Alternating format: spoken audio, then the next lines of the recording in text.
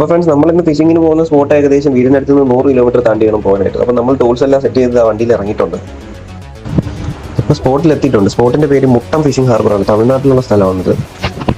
അങ്ങനെ നമ്മൾ കാറിൽ നിന്ന് ആയുധങ്ങളൊക്കെ എടുത്ത് റെഡിയാക്കി ഇറങ്ങിയിട്ടുണ്ട് ഫിഷിങ്ങിനായിട്ട്.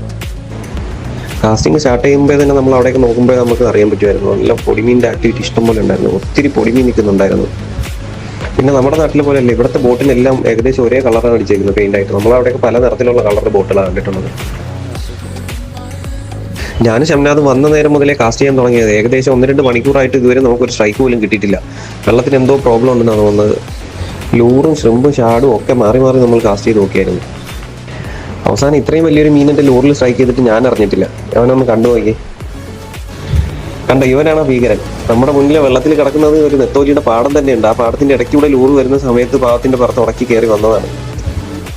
എന്തായാലും നമ്മൾ ഇത്ര ദൂരം വന്നിട്ട് മീനൊന്നും പിടിക്കാതെ പോയി എന്നുള്ള ചീത്തപ്പേര് കിട്ടിയിട്ടില്ല.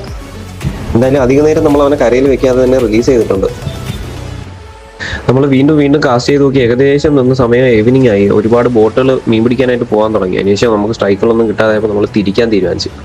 നേരെ ഇരുട്ടി തുടങ്ങിയിട്ടുണ്ടായിരുന്നു. എന്തായാലും ഇന്ന് മീൻ കിട്ടാത്തതിൻ്റെ വിഷമം മാറ്റാൻ വേണ്ടി നമ്മൾ തീരുമാനിച്ചു കഴിഞ്ഞു. പോകുന്ന വഴിക്ക് നല്ലൊരു ആംബിയൻസ് ഉള്ളൊരു റെസ്റ്റോറൻറ്റ് കണ്ടു. നമ്മൾ അവിടെ കയറി ഫുഡ് ഓർഡർ ചെയ്തായിരിക്കുകയാണ്. അന്ന് ഫുള്ള് വയറ് നിറച്ച് കഴിച്ച് വീട്ടിൽ പോയി കിടന്ന് നല്ല സുഖമായിട്ട് ഉറങ്ങാം. ഇനി അടുത്ത ടാസ്ക് അതാണ്.